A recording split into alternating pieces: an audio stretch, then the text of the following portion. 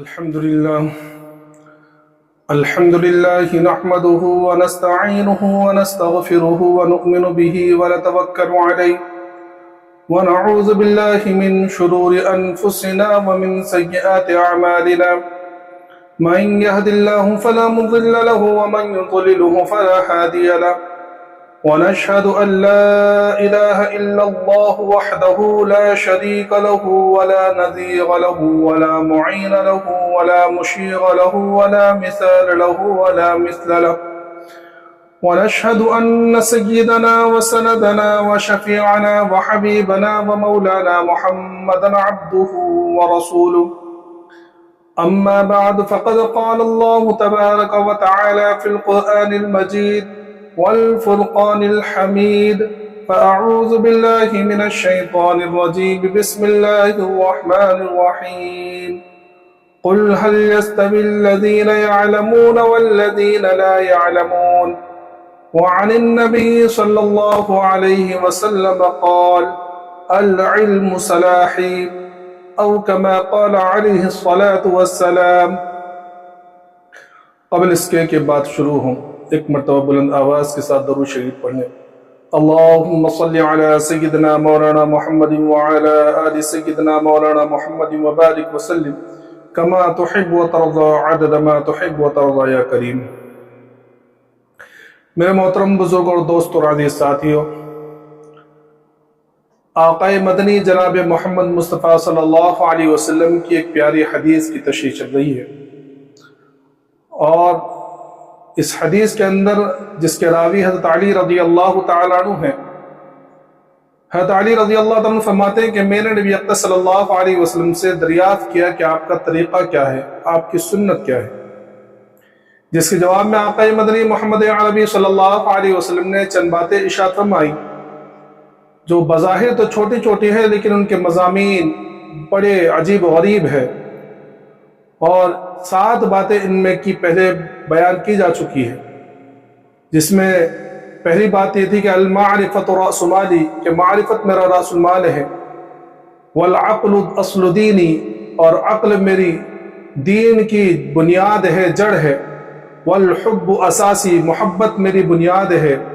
والشوق مرکبی، اور شوق میری سواری ہے، وذکر اللہ انیسی،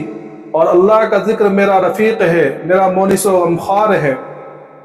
والثقۃ کنزی، اور اعتماد میرا خزانہ ہے، والحزن رفیقی، اور غم میرا رفیق ہے، میرا ساتھی ہے۔ آج کی 8ویں بات یہ ہے والعلم سلاحی، اور علم جو ہے میرا ہتھیار ہے۔ لغت میں علم کے معنی ہوتے ہیں جاننا، کسی کے بارے میں معلومات حاصل ہو جانا۔ علم 2 طرح کا ہوتا ہے، ایک ہے علم الادیان اور دوسرا ہے علم الابدان۔ علم الابدان کس کو کہتے ہیں؟ یہ میں نے ایک جمعے کے اندر یہ بتلایا تھا کہ دنیا کے اندر اللہ تبارک تعالیٰ نے عام طور پہ جتنی چیزیں پیدا کی ہیں، ہر چیز کا کوئی نہ کوئی بدن ہے۔ مثلا ایک مسجد ہے یا ایک عمارت ہے، اس عمارت کا ایک بدن ہے جو ریتی سے، مٹی سے، اور جو ہے اینٹ سے، ان چیزوں سے مل کر بنا ہے۔ ہم ایک انسان ہیں، ہمارا ایک بدن ہے جو گوشت سے، ہڈی سے، خون سے مل کر بنا ہے۔ تو دنیا کے اندر جتنی بھی چیزیں ہیں، ہر ایک کا ایک بدن ہے۔ تو ان چیزوں کو جان لینا، ان کے تعلق سے علم حاصل کر لینا، یہ ہے علم الابدان۔ اللہ تبارک تعالیٰ نے دنیا کے اندر جتنی چیزیں پیدا فرمائی ہیں، ہر چیز سے فائدہ لینے، نفع لینے کا طریقہ ہے۔ کہ آگ ہے، آگ سے نفع لینے کا طریقہ مختلف ہے، کہ پہلے زمانے کے اندر جو ہے اس کو جلانا پڑتا تھا، پتھروں کے ذریعے سے جلایا جاتا تھا، پھر اس کے بعد دیا سلائی اور ماچس وغیرہ نکلی، اب اس کے بعد لائٹر وغیرہ نکلی، اب جو ہے گیس وغیرہ آ گیا۔ پانی ہے، پانی سے نفع لینے کے طریقے الگ ہیں، کہ ہم جس طرح پانی سے نفع لیتے ہیں، فائدہ اٹھاتے ہیں، آگ سے اس طرح فائدہ نہیں اٹھا سکتے۔ آگ سے فائدہ لینے کا طریقہ یہ ہے، اور آگ سے ہم یہ فائدہ اٹھاتے ہیں کہ ہم اس سے چیزوں کو گرم کرتے ہیں، کسی چیز کو جلاتے ہیں۔ لیکن اگر ہم یہ سوچیں کہ نہیں، جس طرح ہم پانی سے نہاتے ہیں اسی طرح آگ سے نہانے لگے تو بھئی انسان جل جائے گا۔ تو دنیا کے اندر جتنی بھی چیزیں ہیں ان سے فائدہ لینے کے طریقے مختلف ہیں. ان فائدہ لینے کے طریقے کو جان لینے کا نام ہے علم الابدان، کہ ہم دنیا کی مادی چیزوں سے کس طرح فائدہ حاصل کرنے والے بن جائیں. ایک زمانہ تھا جب صلیبی جنگ ہوئی تھی سلطان صلاح الدین ایوبی رحمۃ اللہ علیہ کے زمانے کے اندر، تو اس وقت جو ہے مسلمانوں کو فتح نصیب ہوئی، لیکن اس کے بعد یہ ہوا کہ مسلمان خواب غفلت میں سو گئے اور کافر جاگ گئے. غیروں نے جو ہے علم حاصل کرنا شروع کیا، محنت کرنی شروع کی، اور انہوں نے جو علم الابدان ہیں، جو دنیا سے فائدہ لینے کے جو طریقے ہیں، ان سے فائدہ کس طرح حاصل کیا جائے، اس کے اندر محنت کرنی شروع کی. اور وہ محنت کرتے گئے. دوسری طرف یہ لوگ محنت کر رہے ہیں غیر کہ علم حاصل کرنے کے اندر لگے ہوئے ہیں، اور مسلمان جو ہے خواب غفلت میں سوئے ہوئے ہیں. اور اس زمانے کے اندر جب غیر جو ہے علم حاصل کرنے میں لگے ہوئے تھے، علم الابدان حاصل کرنے کے اندر لگے ہوئے تھے، دنیا کا علم حاصل کرنے کے اندر لگے ہوئے تھے، مسلمان جو ہے عمارتیں بنا رہے تھے. کہیں شاہجہاں جو ہے تاج محل بنا رہے ہیں، کہیں قطب مینار بنایا جا رہا ہے، اور کہیں جو ہے لال قلعہ بنایا جا رہا ہے. تو مسلمان عمارتیں بنانے میں لگے ہوئے تھے اور دوسرے لوگ جاگ گئے اور علم حاصل کرنے لگے ہوئے تھے. نتیجہ یہ ہوا کہ آج جب 2020ویں صدی ہے تو مسلمان علم کے تعلق سے اتنے پچھڑے ہوئے ہیں اور اتنے نیچے جا چکے ہیں کہ اب دنیا کے اندر جو علم کے تعلق سے جو باتیں ہوتی ہیں، مسلمان وہاں تک پہنچنے کے لیے کئی سالوں لگیں گے. اور مسلمانوں کو یہ تعجب ہوتا ہے کہ ایسا بھی ہو سکتا ہے. حضرت شیخ نے جو ہے اپنا واقعہ لکھا ہے کہ ایک مرتبہ امریکہ میں تھے تو وہاں ایک ایگزیبیشن لگا ہوا تھا. تو ان کے ایک دوست تھے، انہوں نے کہا کہ حضرت آپ بھی چلیے. تو انہوں نے انجینئر کہہ کر جو پاس بنوا دیا. ظاہر سی بات ہے کہ حضرت انجینئر بھی ہے، جینیٹک انجینئر ہے اور عالم بھی ہیں. تو حضرت اس ایگزیبیشن میں گئے تو وہاں بہت سارے لوگ آئے ہوئے تھے جو اپنی اپنی کارکردگی دکھا رہے تھے کہ انہوں نے کیا کیا نئی چیز بنائی ہے. 1984 میں، آج سے 40 سال پہلے. تو حضرت لکھتے ہیں کہ وہاں ایک کمپیوٹر کے اوپر ایک شخص بیٹھا ہوا تھا. تو ہم نے جب اس سے پوچھا کہ آپ کیا دکھانا چاہتے تو وہ کہتے ہیں کہ دیکھو یہ نیو یارک کی سڑک ہے، اور آپ جانتے ہیں کہ نیو یارک کی جو سڑکیں ہیں وہ پوری دنیا کے اندر بہت زیادہ مصروف سڑکوں میں سے مانی جاتی ہیں. تو وہ کہنے لگا کہ یہاں بیٹھ کر میں جتنی بھی گاڑیاں گزر رہی ہیں، میں یہاں بیٹھ کر اس کمپیوٹر کے ذریعے بتا سکتا ہوں کہ اس گاڑی کے اندر کیا سامان رکھا ہوا. تو حضرت فرماتے ہیں کہ میں نے ایک لال گاڑی کے اوپر انگلی رکھی تو اس شخص نے کمپیوٹر سے اس کو جو ہے اسکین کیا اور اس گاڑی کے اندر بتلا دیا کہ اس گاڑی کے اندر یہ سامان رکھا ہوا ہے، اتنے سوٹ کیس اور اتنے لوگ بیٹھے ہوئے ہیں. 1984 کے اندر سوچیے ان لوگوں نے اتنی ترقی کر لی تھی. سمجھ میں آ رہا ہے کہ آج ان لوگوں نے مادی چیزوں پر ترقی کر کر کے اتنے اوپر پہنچ چکے ہیں وہ کہ وہاں مسلمانوں کا پہنچنا بہت زمانہ لگے گا. کیوں؟ کیونکہ مسلمانوں نے وہ محنت ہی نہیں کی. مسلمانوں کے یہاں اور خاص طور پر آج کے زمانے کے اندر مسلمانوں کے اندر علم کے تعلق سے بہت زیادہ غفلت کہ علم الدین جو ہے، علم الادیان جو ہے، جو دینی علم ہے، اس کو تو چھوڑیے، اس کے تعلق سے تو میں باتیں بتلاؤں. جو دنیاوی علم ہے جس کے بارے میں ہمارے لبرل حضرات بھی کہتے ہیں کہ ان کا حاصل کرنا ضروری ہے اور اصل علم یہی ہے، اور اس کے بغیر جو مسلمان پچھڑے ہوئے، اس تعلق سے مسلمانوں کی حالت ایسی ہے. اگر پوری دنیا کے اندر ٹاپ 100 یونیورسٹیز کا اگر نام لیا جائے تو مسلمانوں کی گنتی کی شاید ہی کچھ ہو سکتا ہے 4-5 یونیورسٹیز آ جائے، ورنہ سارے غیروں کے پاس. اور وہاں آپ حضرت نے لکھا ہے کہ جب وہاں اس علاقے میں لندن میں ایک مرتبہ گئے تو وہاں کی یونیورسٹیز جو ہے پورے دن بھر کے اندر 23 گھنٹے کھلی ہوئی ہوتی ہیں، صرف 1 گھنٹے کے لیے بند ہوتی ہے، جس 1 گھنٹے کے اندر اس یونیورسٹی کی صفائی ہوتی ہے، ورنہ پوری 23 گھنٹے جو ہے 23 گھنٹے اس کے اندر پڑھائی ہو رہی ہے. کوئی میتھس کی پڑھائی ہو رہی ہے کبھی، اور ان لوگوں نے پورا چارٹ بنایا ہوا کہ دن کے اندر یہ پڑھائی ہوگی، رات کے اندر یہ، اور رات کے اندر اتنے اسٹوڈنٹ آئیں گے، دن کے اندر یہ آئیں گے، پوری ترتیب. اور ہمارے یہاں پورے 24 گھنٹے کے اندر 7-8 گھنٹے کھلتی ہے، باقی کے 16 گھنٹے بند. اور اس کے اندر بھی غفلت اتنی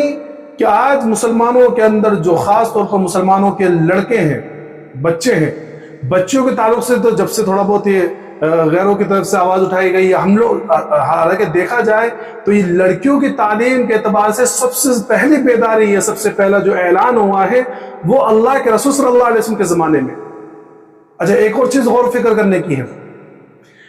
کہ جس زمانے کے اندر اللہ کے رسول صلی اللہ علیہ وسلم کو مبعوث کیا گیا، نبوت سے نوازا گیا، اس زمانے کے اندر بہت ساری برائیاں عام تھی، خاص طور پر شرک کہ بہت زیادہ، کہ خود خانہ کعبہ کے اندر 360 بت رکھے ہوئے، الگ الگ ہے کہ بت، لات، منات، عزا، حبل، یہ تمام سارے بت، اور اس کے علاوہ ہر ایک جو ہے کسی نہ کسی کو ماننا ہے، کوئی ستاروں کی پرستش کر رہا ہے، کہ بت پرستی اور شرک، شراب نوشی، بے حیائی، زناکاری، ڈکیتی، ساری چیزیں۔ تو اللہ کے رسول صلی اللہ علیہ وسلم پر جب پہلی وحی نازل ہوئی تو ان بے حیائی اور برائیوں کو دیکھ کر یہ ذہن میں آتا ہے کہ اس وقت جو پہلی وحی آنی چاہیے تھی، کیا آنی چاہیے؟ کہ یہ آتی کہ یا ایھا الناس وحدوا، یا ایھا الناس لا تشرکوا، کہ لوگوں اللہ کو ایک مانو، توحید اختیار کرو، یا لوگوں شرک سے بچو، یا یہ کہ زنا کے قریب نہ جاؤ، یا یہ کہ شراب نہ پیو، یہ آنی چاہیے تھی پہلے وحی۔ لیکن آپ جانتے ہیں کہ سب سے پہلی وحی جو آئی ہے اللہ کے رسول صلی اللہ علیہ وسلم کو آئی ہے اقرا، پڑھ۔ علماء نے لکھا ہے اس سے یہ بتلانا مقصود ہے کہ علم وہ روشنی ہے کہ جس جگہ علم کی روشنی آتی ہے وہاں برائیوں کا اندھیرا غائب ہو جاتا ہے خود بخود، اس کے لیے پھر محنت کرنی نہیں پڑتی۔ اس لیے آپ دیکھ لیجئے کہ وہ لوگ جن کو بکریاں چلانا نہیں آتا تھا، جہاں مکہ کے اندر گنتی کے پڑھے لکھے لوگ تھے، اتنے ایسے پڑھے لکھے لوگ تھے کہ انگلیوں میں شمار ہو سکتا تھا، جب ان لوگوں نے علم حاصل کیا اور اب آقا مدنی محمد عربی صلی اللہ علیہ وسلم کے سامنے زار تلمذ کیا اور آپ سے علم حاصل کیا، تو وہی لوگ دنیا کو چلانے والے بن گئے اور پوری دنیا کو ہدایت دینے والے بن گئے، اور جنہوں نے وہ نقشہ کھینچا اور اس طرح کی حکمرانی کر کے گئے اور اس طرح اپنے اخلاق کو پیش کر کے گئے اور اپنے وہ معاشرہ پیش کر کے گئے کہ بعد میں آج 1400 سال بعد بھی لوگ مثالیں دیا کرتے ہیں کہ اگر حکمرانی کرنی ہے تو ابو بکر صدیق اور حضرت عمر فاروق رضی اللہ تعالیٰ جیسی حکمرانی کی ہے۔ یہ کیسے ہوا؟ یہی علم کی وجہ سے کہ ان لوگوں نے یہ سمجھ لیا کہ علم کیا چیز ہے، اور اللہ کے رسول صلی اللہ علیہ وسلم نے علم کی اہمیت بتلائی اور فرمایا کہ علم حاصل کرنا صرف مردوں کے لیے ضروری نہیں ہے، عورت کے لیے بھی ضروری ہے۔ فرمایا طلب العلم فریضۃ علی کل مسلم و مسلمہ، کہ ہر مسلمان مرد و عورت پر علم کا حاصل کرنا فرض ہے، اور کم از کم اتنا علم حاصل کرنا جس سے حلال و حرام کا تمیز ہو جائے، یہ تو فرض عین ہے۔ تو آپ دیکھیے کہ جہاں صحابہ کرام کے اندر بڑے بڑے فقیہ اور مجاہد اور عابد اور عالم تھے، وہاں عورتوں کے اندر صحابہ کرام کی جو عورتیں تھیں اس کے اندر بھی فقیہاں، عالمہ، مجاہدہ تھیں۔ اس لیے لکھا ہے کہ جہاں صحابہ کرام، بڑے بڑے صحابہ کرام کسی مسئلے کے تعلق سے اٹک جاتے تو وہاں سیدہ عائشہ صدیقہ رضی اللہ تعالیٰ عنہ کی رہنمائی فرمایا کرتے کہ یہ علم کی برکت تھی کہ یہ اصحاب صفہ کون تھے؟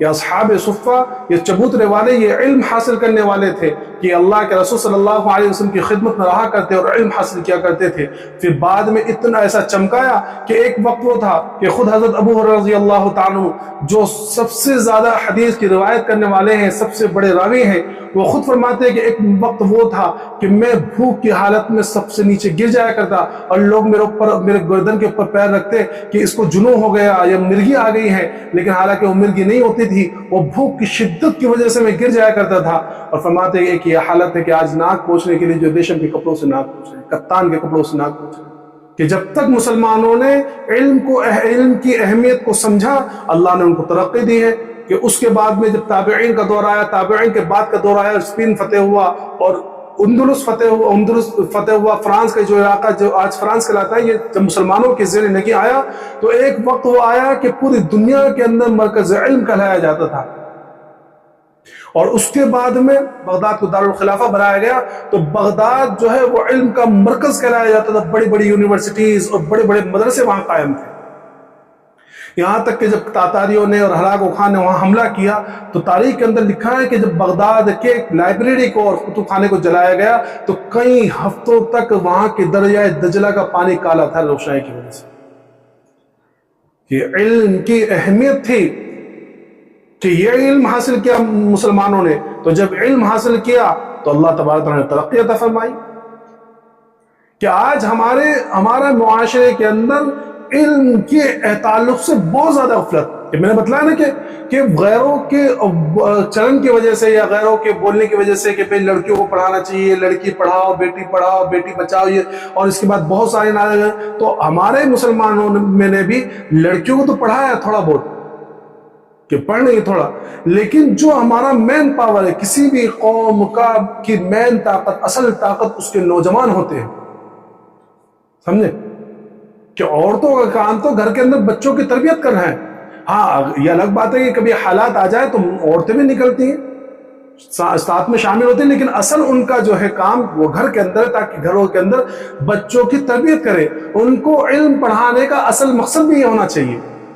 اچھا، اس میں بھی ہماری بہت بڑی غفلت ہوتی ہے کہ عام طور پر آج کے زمانے میں جو مسلمان اپنے بچوں کو پڑھا بھی رہے ہیں وہ اس نیت سے پڑھا رہے ہیں کہ بھئی پڑھ کر جاب کرے گی اور کچھ کام کرے گی، اپنے پیروں پر کھڑی ہو جائے گی تو شوہر کے اوپر ڈیپینڈ نہیں رہے گی، اپنا کچھ کر لے گی، خود بن جائے گی۔ حالانکہ لڑکیوں کو پڑھانے کا اصل مقصد یہ ہونا چاہیے تھا کہ اگر ہماری بچی پڑھ جائے گی، ہماری بہنیں پڑھ جائیں گی تو یہ گھر کے اندر ہمارے چھوٹے بچوں کی تربیت کرے گی۔ جب ہم نے اس نیت سے پڑھایا کہ کاروبار کریں گی یا جاب کریں گی اور ملازمت کریں گی اور یہ باہر جائیں گی اور خود یہ شوہر کے اوپر ڈیپینڈ نہیں رہیں گی، تو نتیجہ وہی نکلا کہ ہوا یہ کہ شوہر بھی کام پر جا رہا ہے، عورت بھی کام پہ بیوی بھی کام پہ جا رہی ہے، اور گھر کے اندر بچے یا تو نرسری پڑھ رہے ہیں، گھر میں ملازموں کے ہاتھ میں پل رہے ہیں۔ نتیجہ یہ ہو کہ بچوں کی تربیت رہ گئی۔ اب جب بچے بڑے ہو رہے ہیں تو بغیر تربیت کے بڑے ہو رہے ہیں۔ اب جب وہ بڑے ہوئے ہیں، ماں باپ بوڑھے ہو رہے ہیں، تو ماں باپ کی کوئی خدمت نہیں کر رہے، ماں باپ کی دیکھ بھال نہیں کر رہے، کیونکہ ہم نے تربیت ہی ویسی نہیں کی۔ تو لڑکیوں کی تعلیم تو اس لیے ہونی چاہیے تاکہ وہ اپنے بچوں کی تربیت کر سکے، لیکن جو ہماری مین طاقت ہے اور اصل طاقت ہے وہ ہے ہمارے نوجوان۔ تو ہمارے معاشرے کے اندر اتنی غفلت ہے کہ آج دنیاوی تعلیم کے اعتبار سے بھی میں یہ کہتا ہوں کہ 75% ہمارے بچے وہ ہیں جو 10ویں 12ویں کر کے چھوڑ دیتے، ان کے اندر شوق ہی نہیں ہے، وہ پڑھنا ہی نہیں چاہتے۔ کیوں؟ کیونکہ ہم نے گھر کا ماحول بھی ویسا نہیں بنایا۔ آج ہمارے جو مسلمان ہیں وہ یہ سوچتے ہیں کہ ہم نے اپنے بچوں کو اچھا کھلا دیا، اچھا پہنا دیا، یا ہم نے ان کو گھما دیا، یا ہر ہفتے ڈھابے پہ لے کے چلے گئے، یا کہیں مہینوں کے اندر باہر پکنک پہ لے کے چلے گئے، ہم نے اپنے بچوں کی تربیت پوری کر دی، ان کا حق ادا کر دیا۔ یاد رکھیے یہ سب سے بڑی غفلت ہے۔ بچوں کی تربیت کا مطلب یہ ہے کہ ان کو اچھے اخلاق سکھایا جائے، ان کو اچھا انسان بنایا جائے، ان کو تعلیم دی جائے، دنیاوی تعلیم بھی دی جائے، دینی تعلیم بھی دی جائے۔ تو اس تعلق سے بہت زیادہ بیداری لانے کی ضرورت ہے کہ ہم اپنے بچوں کو تعلیم دیں۔ اچھا، اس کے اندر بھی کہ دیکھیں یہ تو علم الابدان ہے، دنیاوی تعلیم جس سے دنیا کا فائدہ اٹھانے کا طریقہ ہمیں آئے گا، لیکن اس سے اوپر لیول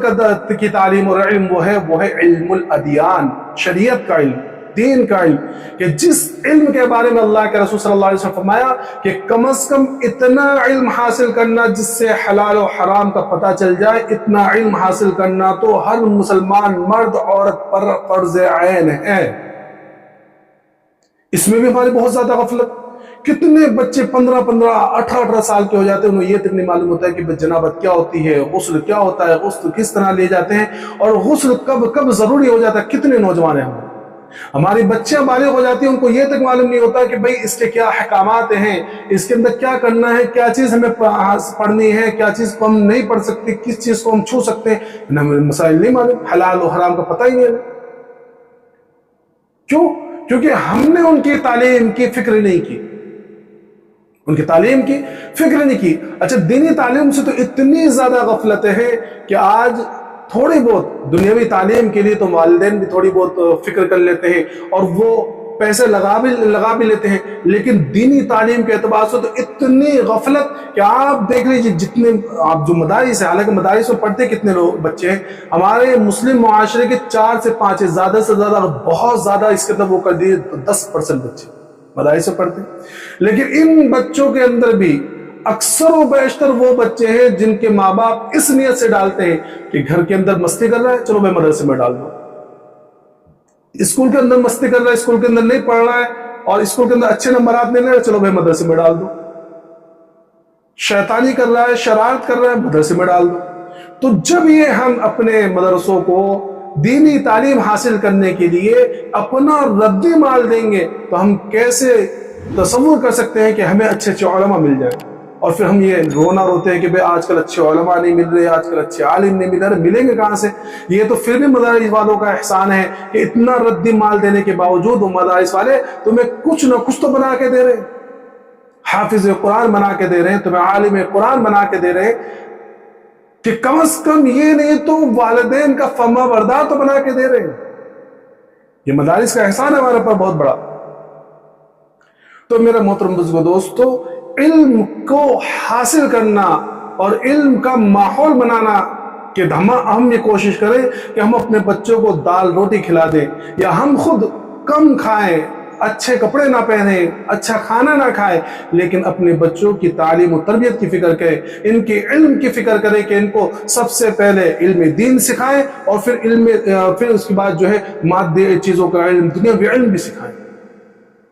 سمجھے؟ یہ علم وہ چیز ہے کہ جس کے بارے میں اللہ کے رسول صلی اللہ علیہ وسلم نے بڑی تاکید فرمائی تھی اور بڑی فضیلت بیان فرمائی تھی علم حاصل کرنے کی۔ خود اللہ تبارک تعالیٰ نے ارشاد فرمایا کہ نبی جی کہہ دیجئے هل يستوي الذين يعلمون والذين لا يعلمون، کیا علم والے اور بغیر علم والے ایک جیسے ہو سکتے ہیں، برابر ہو سکتے ہیں؟ عالم اور جاہل کبھی برابر ہو سکتے ہیں؟ کہ یہ تو اللہ تبارک تعالیٰ نے شروع سے رکھا کہ عالم کی فضیلت، کہ علم کی وجہ سے اللہ تبارک تعالیٰ نے برتری بتلائی، کہ علم کی وجہ سے کس طرح اللہ تبارک تعالیٰ جو ہے برتری عطا فرماتے ہیں۔ اور اس کی مثال ہم قرآن شریف میں دیکھ لیجئے کہ جب اللہ تبارک تعالیٰ نے ارشاد فرمایا فرشتوں کے سامنے کہ میں جو ہے ایک مخلوق بنانے والا ہوں، اپنا خلیفہ بنانے والا ہوں زمین پر، تو فرشتوں نے اعتراض کیا، اور یہ اعتراض ویسا نہیں تھا کہ آپ ایسا کیوں کر رہے ہیں، نہیں، بلکہ وہ دیکھ چکے تھے کہ بھئی پہلے جناتوں کی آبادی تھی، اس کے اندر تو انہوں نے فساد مچایا تھا، تو سوال کے اعتبار سے، پوچھنے کے اعتبار سے اس کا مقصد کیا ہے؟ تو فرشتوں نے کہا کہ اے اللہ، آپ ایسی مخلوق بنا رہے ہیں جو زمین کے اندر فساد مچائے گی، قتل و غارت گری کرے گی۔ تو اللہ تبارک تعالیٰ نے ارشاد فرمایا کہ نہیں، جو میں جانتا ہوں تم نہیں جانتے۔ تو اللہ تبارک تعالیٰ نے آدم علیہ السلام کی برتری کو سمجھانے کے لیے، بتلانے کے لیے آدم علیہ السلام کو ایک علم دیا، علم الاشیاء،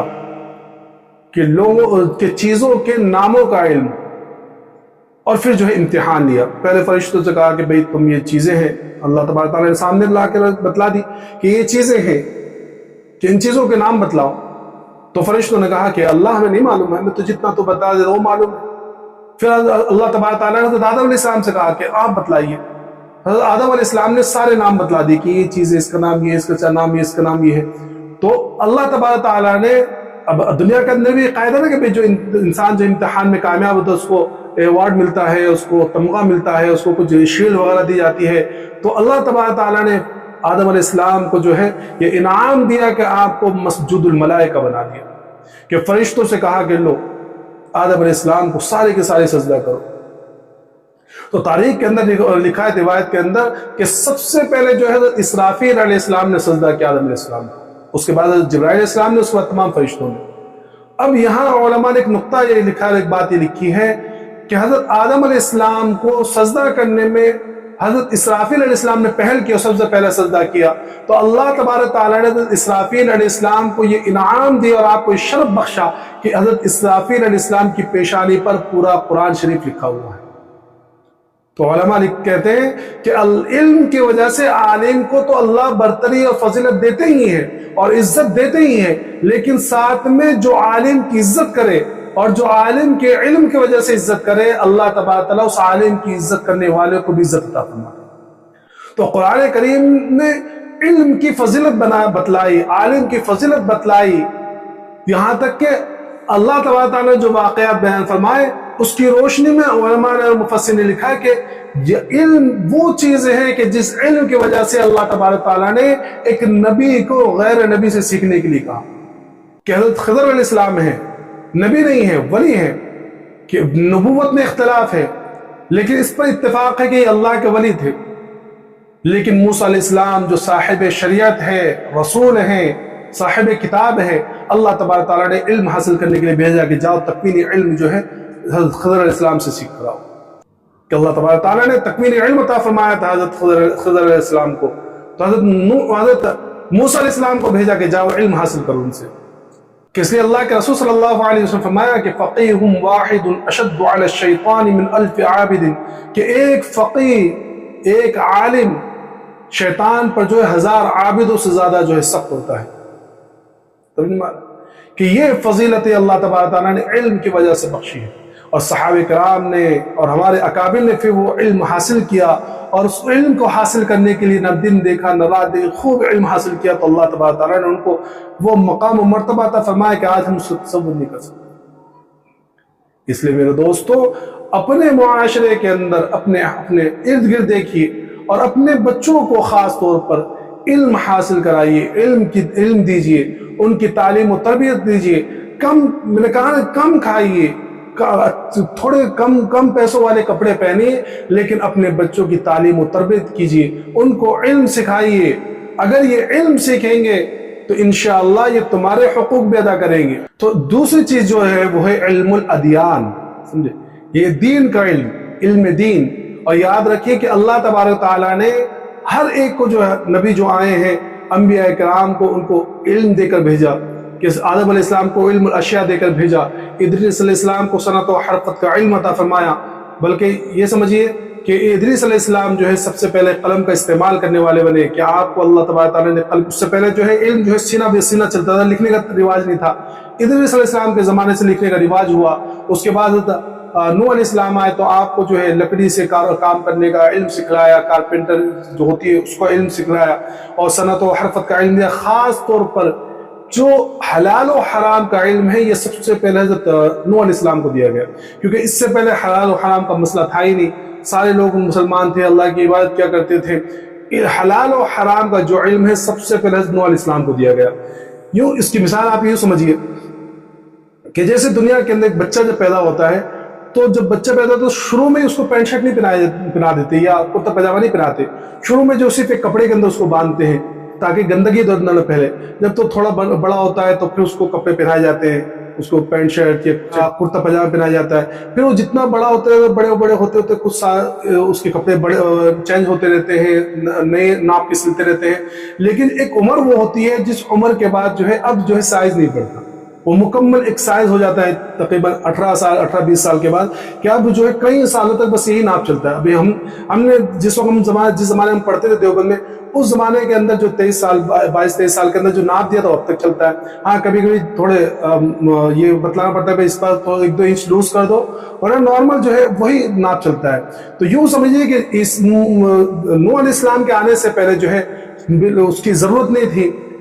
حلال و حرام کی ضرورت نہیں تھی. نوح علیہ السلام کو سب سے پہلے علم دیا. اس کے بعد جو ہے ہر نبی کے زمانے میں کچھ تبدیلی ہوتی گئی، شریعت کا مزاج جس طرح بدلتا گیا، چلتا گیا. اللہ کے رسول صلی اللہ علیہ وسلم جب آئے تو آپ ایک مکمل لباس شریعت لے کر آئے. یہ لباس شریعت اب قیامت تک آنے والے ہر فرد کے لیے جو ہے کافی ہے. جو اصول اللہ کے رسول صلی اللہ علیہ وسلم لے کر آئے ہیں، اب جس طرح لباس مکمل ہو جاتا ہے، اسی طرح یہ شریعت کا لباس اب مکمل ہو چکا ہے. تو پتہ چلا کہ علم وہ چیز ہے کہ جو اللہ تبارک تعالیٰ نے اپنے انبیاء کرام کو ہر زمانے کے اعتبار سے مکمل علم عطا فرمایا. اور اس کے بعد میں جو ہے جن لوگوں نے علم کو حاصل کیا اور علم کے اندر محنت کی ہے، اللہ نے ان کو مقام مرتبہ عطا فرمایا ہے. اس لیے اللہ تبارک تعالیٰ سے دعا کرے کہ اللہ تعالیٰ ہمیں علم دین بھی عطا فرمائے اور علم دنیا بھی عطا فرمائے، اور ہمیں جو ہے علم کے اوپر عمل کرنے کی توفیق عطا فرمائے. وآخر دعوانا ان الحمد للہ رب العالمین.